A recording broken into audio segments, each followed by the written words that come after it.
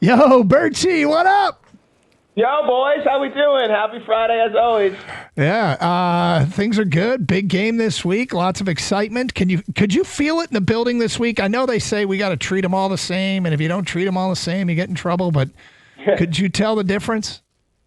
Oh, yeah, it's definitely simmering down here. And this is a game that, when the schedule came out, I don't know if these guys are old school like this, but they at least circled it in their minds. And I think we got the clearest snapshot of that from none other than Ahmed Hassanin, who was re-signed to the practice squad this week. So we got to talk to him for the first time in a few months, and he was detailing a team meeting they had on Monday, I believe, Monday morning, where Dan Campbell addressed the team. And as Ahmed explained, Dan was like, "We've wanted these guys for a long time, man. Like they know that, of all of the big dogs that the Lions have played during their own rise to big dog status over the past 2-3 years, the Eagles are the one they haven't collided with yet." And both teams and a lot of players on both teams thought this collision was going to happen in the playoffs last year. Even Campbell said this week, he began thinking about how they might stop the tush push last season, figuring that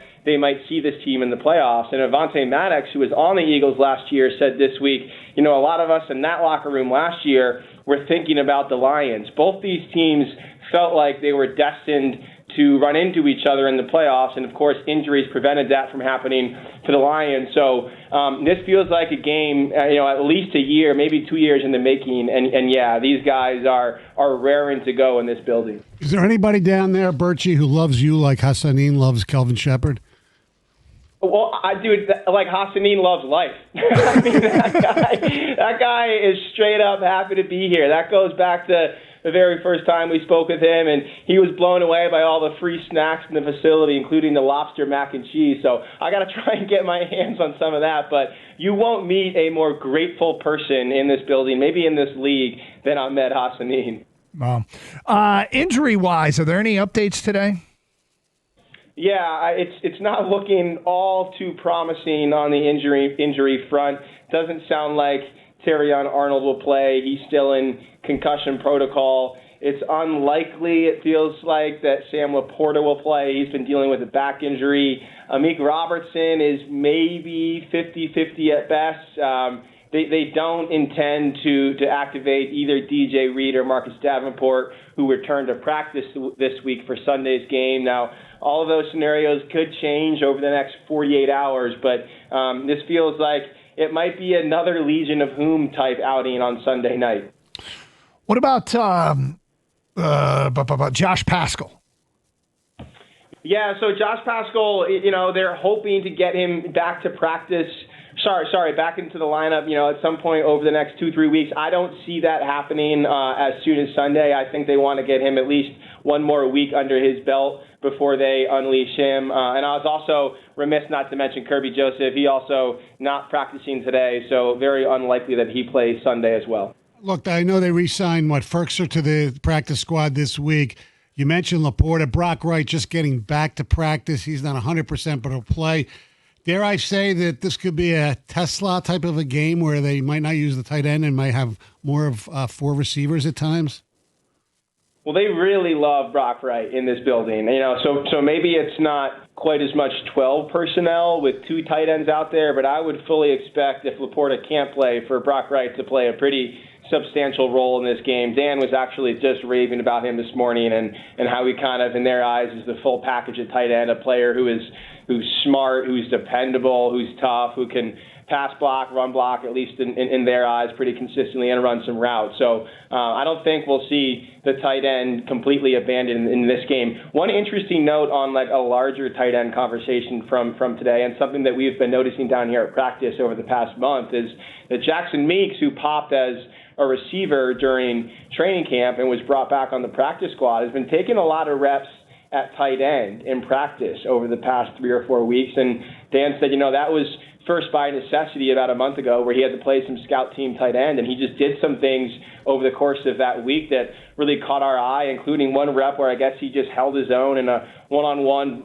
battle against Al-Quddin Muhammad. And, they feel like maybe there's a future for Jackson Meeks as kind of a hybrid H-back, some fullback, some tight end. So maybe a longer storyline to note, nothing that would impact Sunday night's game, but an interesting subplot to the season. Maybe they can find a role for Jackson Meeks, who was obviously kind of a sensation at receiver in training camp. Maybe his NFL future's at tight end. Is he nearly big enough? I was looking He's a pretty big body. Yeah, he's a pretty big boy. And when you see him walking around the locker room, he does kind of cut the profile of a tight end. So they really like his strength and his length there, and they think that, it might translate to a bigger, maybe even full-time role. He's listed at 6'2", 218 on the Lions roster. All right, so I think one of the huge matchups in this game is whether or not the new and improved interior of the offensive line can handle the interior of Philly's defensive line. And this is one matchup I'm going to watch. What has been said about this matchup leading up to this game?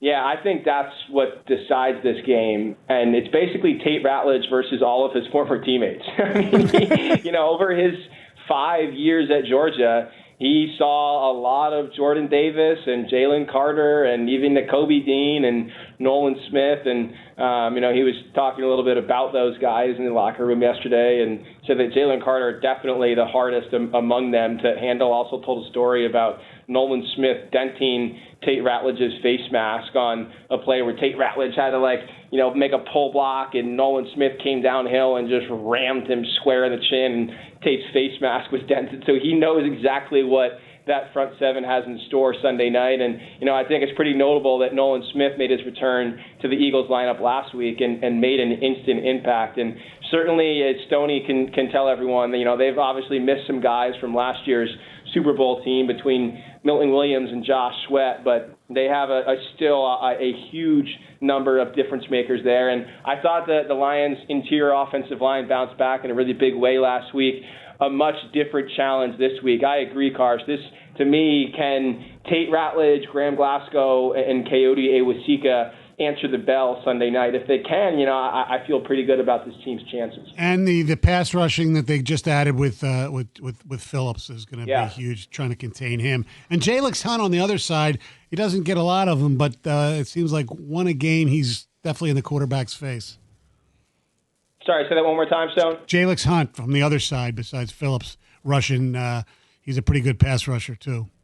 Yeah, no doubt. I mean, that's how they've built this defense, and it's not a very complex defense because Vic Fangio's defenses never are. They're just going to come at you with their best players and dare you to block them one-on-one, and a lot of teams can't. Take the Super Bowl last year as maybe the most glaring recent example. So the offensive line felt much better about the way it played last week, but obviously a different challenge this week against a defense that Scotty Montgomery called the most talented the Lions have seen this year from top to bottom. I know the numbers might not bear it out yet for the Eagles from yards and points allowed, but you look at all of the different threats they have, and you understand exactly why Scotty says that. All right, so play calling, it gets a ton of attention, and certainly when you have the performance, the no punt performance, that's gonna really excite people. Is this still the real test? I mean, it's all fine and dandy what you did against Washington. Isn't this the affirmation that Campbell's can do the job at a high level the rest of the way if they can do it on Sunday night? Yeah, this is how you put a stamp on what you did last week. And to be fair to John Morton, the Lions offense had plenty of prolific outings against defenses that are similarly ranked this season to that Commanders defense, from Chicago to Cincinnati to a couple others, and to Baltimore as well. And the Lions certainly made a statement last week, but it'll ring hollow if they don't back it up on Sunday night. And for me, I just want to see some of the trends that Campbell reversed continue on Sunday night. And I think the most important one is that they finally got back to the play action. And that's been a hallmark of this offense when it's been humming over the past 3 years. And I dove into some of the numbers, but just take last year. Jared Goff led the NFL by a wide margin in play-action passes and percentage of play-action dropbacks, and that was by no mistake the best season of his career. That had been a trend for a couple of years under Ben Johnson. Well, that